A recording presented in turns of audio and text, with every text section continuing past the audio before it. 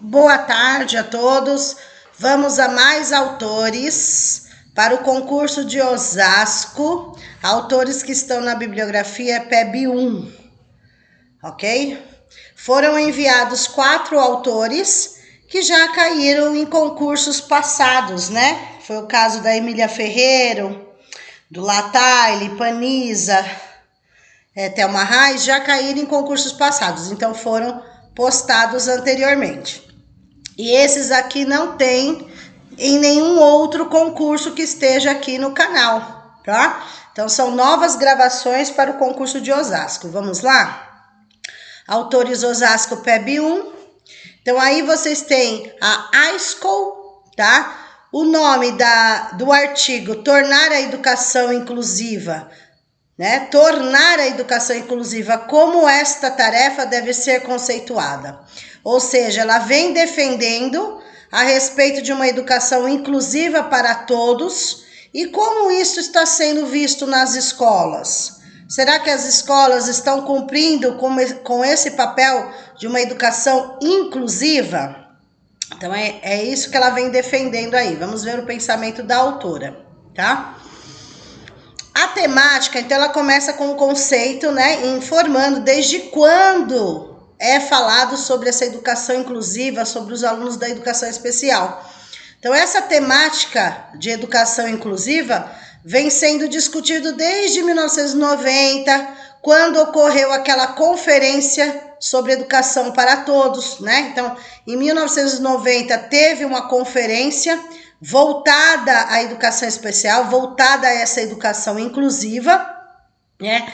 E essa abordagem passou por um peso devido à nossa sociedade, pois percebeu a necessidade de garantir o direito à educação para todos.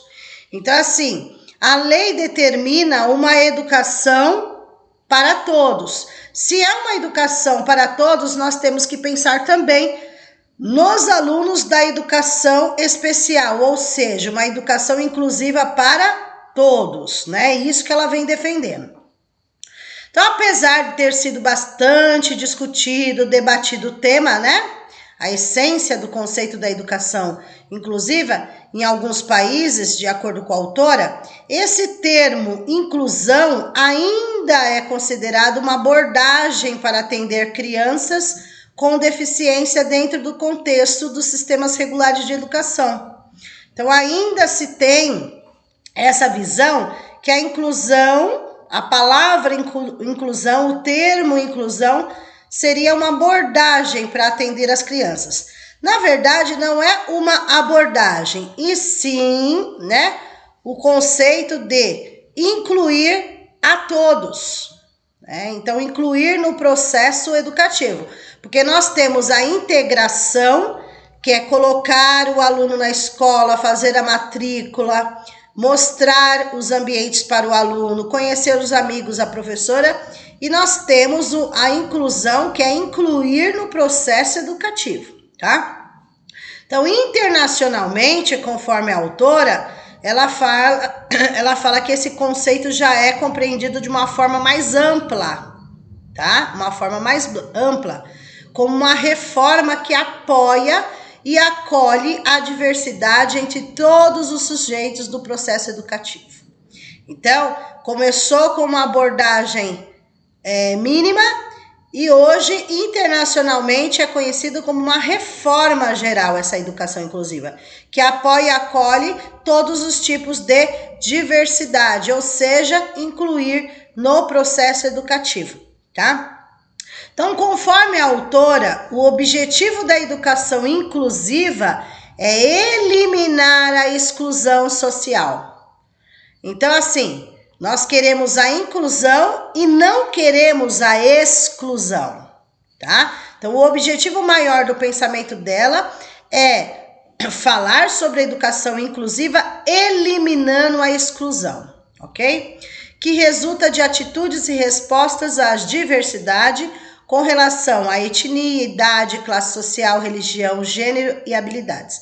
Ou seja, quando nós falamos de exclusão, nós temos que pensar num todo, não podemos excluir ninguém. independente se é da educação especial, independente se é etnia, idade, classe social, religião, gênero, habilidade, não podemos excluir ninguém.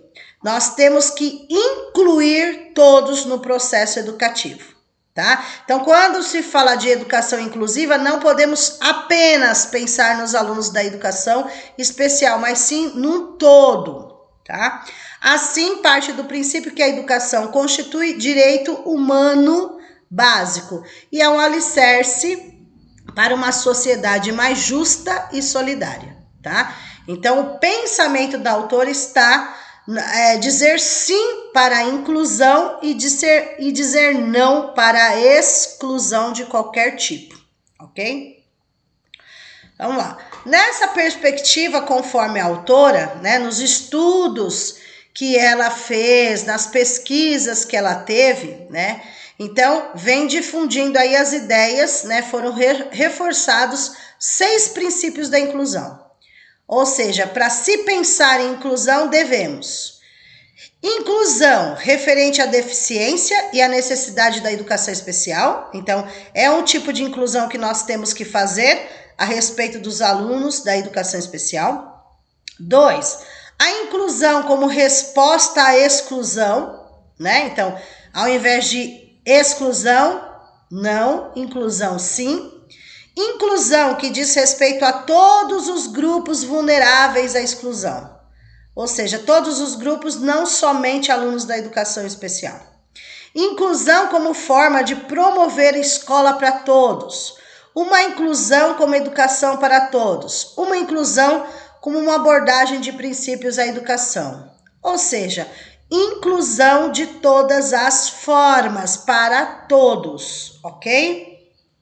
Vamos lá. Na perspectiva já da inclusão, no que se refere aos alunos da educação especial, a autora entende que há um grande perigo em tratar a educação inclusiva somente como um desvio e que as pessoas portadoras de necessidades especiais só serão inseridas na educação regular por preceitos legais, não somente como pessoas que possuem as necessidades educativas especiais, mas que sejam garantidos seus direitos, pois a educação é dever do Estado e sociedade, não para a minoria.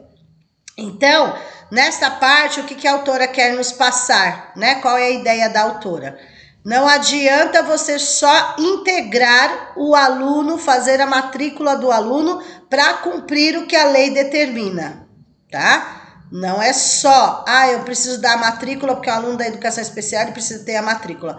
Não, ela vem falando novamente que não adianta apenas integrar o aluno, mas sim é necessário incluir este aluno no processo educativo.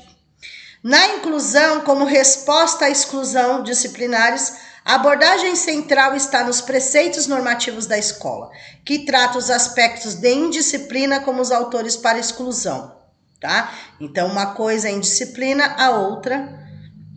Então, assim, não podemos excluir os alunos em tratando de indisciplina, né? Nós temos que verificar o problema em si. Tratando-se da inclusão, que diz respeito a todos os grupos vulneráveis à exclusão. Ou seja, todos podem cair, né, na exclusão, no erro da exclusão. Seja um aluno que não está alfabetizado, seja um aluno da educação especial, seja um aluno da classe social baixa, seja um aluno por idade, ou seja, todos podem cair no erro de serem excluídos e isso não pode acontecer. Nenhum grupo pode ser excluído por nenhum motivo, ok? A inclusão como forma de promover a escola para todos. A inclusão refere-se ao desenvolvimento da escola regular de ensino comum para todos, tá? Essa é a ideia. Então, incluir todos no processo. Ok? Todos os estudantes, independente. A inclusão como educação para todos iniciou-se através do movimento Educação para Todos, conhecido como EPT, certo? Educação para Todos. EPT significa Educação para Todos. Esse movimento surgiu desde 1990, conforme nós falamos. A partir daí, né, começou um chacoalhão quando se fala de inclusão, quando se fala de alunos da educação especial, tá? Incluindo, né, a todos. Isso só aconteceria na Declaração de Salamanca. Então, houve, em 1990, esse movimento de educação para todos, falando dos alunos da inclusão, os alunos da educação especial, e o pontapé inicial, digamos assim, foi em 94, com a Declaração de Salamanca. Aí abriu-se um leque, ok? Na inclusão, como abordagem de princípios da educação, a autora revela que as 5 formas de pensar e abordar a inclusão traz diversas possibilidades e que não há como estabelecer uma única, né? Não tem como um único caminho, e sim várias possibilidades, vários, né? Ou método de tratar a inclusão. Esse desenvolvimento da inclusão vai além da incorporação de valores morais. A autora destaca que é necessária a busca do significado desses valores e suas implicações na prática, para que haja o reconhecimento, a valorização e a aceitação das pessoas. Ou seja, não adianta dizer, minha escola é inclusiva, né? Eu sou uma pessoa inclusiva, minha escola é inclusiva. Não adianta falar, precisa agir, colocar na prática, tá? Segundo a autora, uma escola inclusiva é a que está em constante evolução e não aquela que tem atingido um estado perfeito. E sim, é um trabalho de formiguinha, né? Sua escola é inclusiva? Mas estamos melhorando, estamos no caminho. Temos muito a melhorar e assim por diante, ok? Então, é este o pensamento da autora, defender a educação inclusiva, tá? Educação inclusiva para todos é o pensamento dessa autora. Vamos à segunda. Segundo os autores aí, né? Ferreira, Irelande e Barreiros. Tornar a educação inclusiva. Então, mais um autor em sequência falando sobre educação inclusiva. Então, vejam a importância da inclusão que Osasco está dando, ok? Então, a partir da crença de que a educação é um direito humano básico e o fundamento para uma sociedade mais justa. Mais autores falando sobre a educação inclusiva.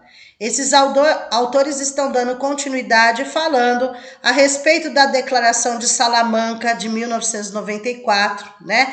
A partir daí, este documento tão importante, tão significativo, abriu-se um leque para poderem verificar a importância da inclusão, a importância dos alunos da educação especial, para construir uma sociedade inclusiva, atingindo uma educação para todos.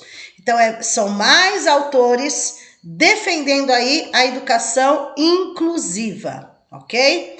Essa Declaração de Salamanca foi muito importante em 94, ok?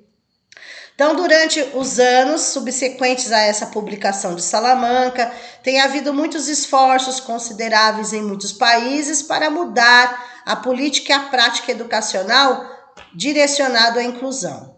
O desenvolvimento da educação especial envolveu uma série de estágios durante os quais os sistemas de educação exploraram diferentes formas de responder a crianças com deficiências e outras que têm dificuldades de aprendizagem.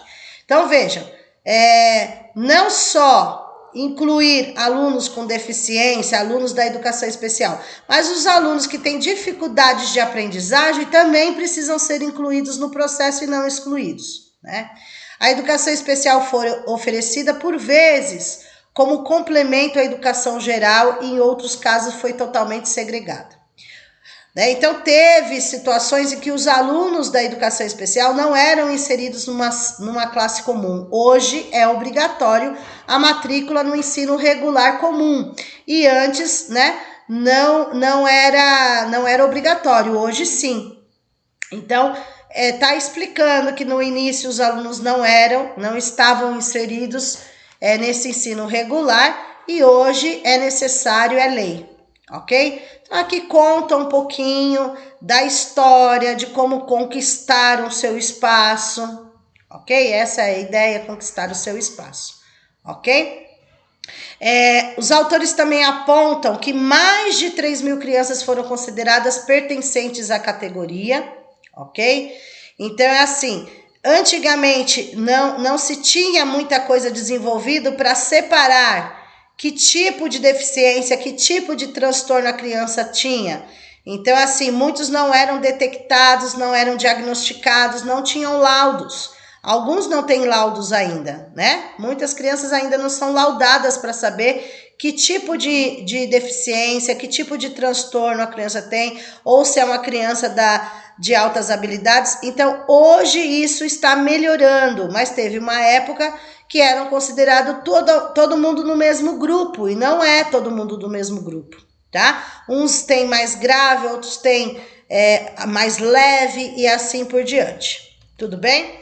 Então, aqui é leve, moderada, né? Então, depende, não é só a deficiência, não é só o transtorno, né? Existe dentro dessas deficiências, dentro desses transtornos, as categorias, né? Se é leve, se é moderada, se é grave, etc e tal. Então, nós temos ainda um grande desafio pela frente, né? Se fala hoje de educação inclusiva, de educação especial, mas nós temos ainda um trabalho grande pela frente. Então, são mais autores defendendo uma educação inclusiva aí, ok? Próximo autor, Ocimar Munhoz Alavarce. Ele vem trazendo, Alavarce vem trazendo sobre a organização do ensino fundamental em ciclos. Tá? Então, ele vai discutir um pouquinho a respeito de como está sendo vista essa organização do ensino fundamental em ciclos. Lembrando que o ensino fundamental tem duração de 9 anos. É a segunda etapa da educação básica, a mais longa, né? Tem duração de 9 anos. Então, é um artigo, não é um livro publicado, assim como os outros que eu falei até agora. Não é livro e sim artigo publicado, tá? Então, vamos ver aqui o Alavarce. O artigo trata-se de uma problematização sobre a adoção do sistema de ciclos como forma de organização do ensino fundamental. Então, o ensino fundamental, hoje, ele é organizado em ciclos. Isso é importante, tá? São apresentados diversos estudos, argumentos e pesquisas em relação a este tema, evidenciando os prós e contras de tal sistema e contrapondo ao sistema de seriação do ensino, qual também é analisado. Então, assim, quando se fala nessa organização do fundamental em ciclos, é uma progressão continuada, né? Então, a ideia é essa, que o próximo ano dê continuidade ao ano anterior e assim por diante. Então, esse ciclo de 9 anos aí, no caso, o ensino fundamental de 9 anos, a ideia foi essa, né? Diminuir um ano para o aluno ser alfabetizado, aumentou-se um ano, enfim. O sistema de ciclos tem como lógica a tentativa de superar o fracasso escolar. Então, essa é a ideia. Por que foi, deixa eu ir grifando aqui para vocês. Por que foi pensado na organização do sistema do ensino fundamental em ciclo, justamente para uma tentativa de superar o fracasso escolar, ou seja, superar a reprovação nessa progressão continuada, né? Em que o aluno não aprendeu aquele ano, o próximo ano ele daria uma sequência, tá? Então, o sistema de ciclos tem como lógica a tentativa de superar esse fracasso escolar, expressando pelas taxas de reprovação presente na seriação escolar. Então, a reprovação é considerada como um fracasso escolar que deve ser superado, por isso que existe a progressão. Uma de suas tentativas para tal finalidade é atenuar os critérios de avaliação desse sistema, implantando a progressão continuada. Então, ó, aqui é importante, ok? Espera aí que eu já vou resumir. Vamos lá. Então, qual é o pensamento do autor? Ele vem trazendo a problematização dos ciclos do ensino fundamental. Que o ensino fundamental foi pensado, foi organizado em ciclos para superar o fracasso escolar. A reprovação é considerado fracasso escolar. E daí qual é a ideia que eles tiveram? Fazer a progressão continuada. tá? Então, o aluno, o que ele não aprendeu um ano, ele vai aprender no ano seguinte, é uma continuidade e assim por diante. Historicamente, se possa identificar o acesso de grupos populares à escolarização. Não significa que houve entrosamento pacífico e positivo entre as classes sociais, nem mesmo que essa educação se fez democrática ou eficaz. Ou seja, foi dado, né, foi implantado a progressão continuada, mas muitos não estavam preparados para isso, né? Os professores não tiveram dificuldades de entender, os alunos tiveram dificuldade de entender, porque para os alunos eu não sou mais reprovado, esse é o pensamento deles, os pais não entenderam a progressão continuada, então ficou por um tempo até se acostumar, até entender o que realmente é uma progressão continuada, teve um tempo, tá? Então é isso que o Alavarse está nos dizendo. A escola atual não se situa na inclusão e o reconhecimento para todos, mas sim em conhecimentos mínimos para todos e seleção dos mais competentes, mostrando-se eficaz para a tarefa de seleção. Então, aqui é uma crítica que ele faz, né? Que a escola não pode selecionar alunos. Esses são melhores, esses são piores, esses aprendem, esses não aprendem, esses são capazes, esses não são. É uma crítica que o autor vem fazendo, tá? E não pode selecionar conteúdos mínimos, só mínimo, né? Eles só conseguem aprender isso. Não, os alunos são capazes, conforme o autor. Os ciclos trouxeram consigo certas tensões à escola devido à falta de modelo pré-estabelecido. Então, assim, foi implantado, mas não foi explicado como seria, né? É isso que o autor vem nos trazendo, né? Que, na verdade, seria um currículo pleno, né? Seria modificado, como passar, como avaliar. Então, houve essa crítica, né? Muitos não entenderam isso, principalmente alunos. Então, deve-se associar a forma de organização escolar ao posicionamento político de sua gestão e à reflexão do para que escola, ok? Ainda que a escola não seja a única instituição responsável pela mudança social, exprime em si própria, em sua existência, sua importância no movimento histórico-social. A seriação se justifica pedagogicamente pela graduação dos objetos de ensino e pela organização dos conteúdos a fim de um melhor ensino. Um de seus argumentos de defesa é que a reprovação não impede a aprendizagem, pois dá ao aluno mais tempo para que este atinja o considerado indispensável. Porém, este modelo passa a assumir uma estrutura vertical de ensino-aprendizagem, fato que atuou no fracasso escolar. Resumindo aí essa parte, né? Foi implantado, então, a progressão continuada, muita gente não entendeu, né?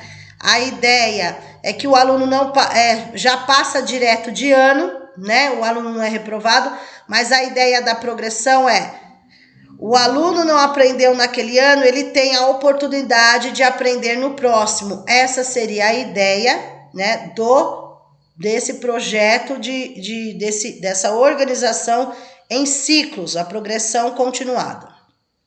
Importante se atentar para o fato de que a repetência não se trata de um procedimento completamente confiável de recuperação. Então, assim, foi considerado a recuperação, a repetência do aluno, isso não quer dizer que ele vá aprender no ano seguinte, né? Então, ao invés de reprovar, eles preferiram fazer essa progressão continuada e o que ele não aprendeu, ele aprender no próximo ano e assim por diante. Então, a recuperação, a repetência não significa que ele vá aprender o que ele não aprendeu, mas eles consideram a progressão continuada sim, onde tem mais um ano de oportunidade para aprender o que não aprendeu, tá? Deixa eu ver aqui.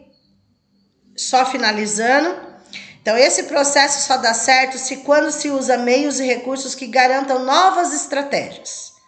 individualizando as dificuldades do aluno, não tratando a repetência como punição ou reflexo de baixo desempenho moral. Tais argumentos nos levam a crer que sustentar a seriação é abandonar pedagogicamente o aluno, sem caminhar com seu aproveitamento escolar. Tá? Então, não adianta, na verdade, a progressão continuada se não tiver um acompanhamento deste aluno, tá? Modificando as estratégias, modificando os recursos para ele aprender, tá? E mesmo se ele fosse reprovado ou ficasse de recuperação, se não mudar as estratégias para ele, ele não vai aprender novamente, certo? Então não basta, né, conforme o autor, só a progressão continuada. Não basta. Precisa modificar as estratégias, os recursos, né? Então cabe aí a ajuda, grande ajuda do professor, tá? Mas resumindo, qual é o pensamento do Al-Lavarsi? Sobre o que o autor fala?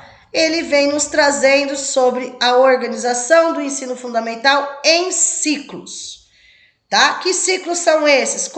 O que foi feito? Foi feita a progressão continuada, que conforme ele seria uma tentativa de superar o fracasso escolar. Então, reprovação, repetência, que eles falam, é considerado um fracasso escolar. E com a progressão continuada, eles teriam mais um ano para estar aprendendo, ok? Esse é o foco do autor. Mais uma autora aí, é a Barbosa. A Barbosa é muito conhecida em concurso público, ok? Em outros concursos caiu outros livros, mas aqui eles pediram culturas escolares, culturas de infância, culturas familiares. As socializações e a escolarização no entretecer dessas culturas. Ou seja, existem as culturas escolares, as culturas da infância, né? Da escola, da infância e da família. Porém, esses três tipos de culturas têm que falar a mesma língua, no caso, né? Elas têm que estar em constante socialização, porque é uma cultura ajudando a outra, né? Então, tem que fazer com que a cultura da escola, a cultura da criança, a cultura da família se socializem de uma certa forma. Vamos lá. Este artigo visa estabelecer a articulação entre os impasses na escolarização das crianças e as contribuições acerca das culturas de infância, das culturas familiares, das culturas escolares na atualidade. Ou seja, juntar, unir, articular. Propomos verificar as novas dimensões de ser criança e viver a infância neste momento histórico e repensar a socialização escolar. Ou seja, precisamos dar importância ao momento que a criança está vivendo, não pulando etapas, e a escola junto com a família vai contribuir com essa criança, com essa cultura dessa infância. A partir desse entrecruzamento das culturas escolares, consideradas legítimas, e suas relações com algumas culturas familiares e infantis consideradas até hoje ilegítimas pela escola. Ou seja, falar a mesma língua. Família tem que, assim como a escola ajuda a criança, a família também tem que vir ajudar. Então tem que falar a mesma língua, estar no mesmo objetivo, ok?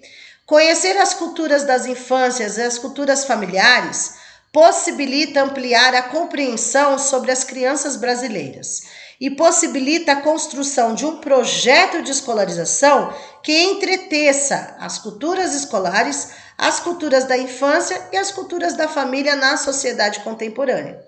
A formulação de uma educação de qualidade somente poderá acontecer por meio do estabelecimento de indicadores socialmente compartilhados entre estes três discursos. Quais três discursos?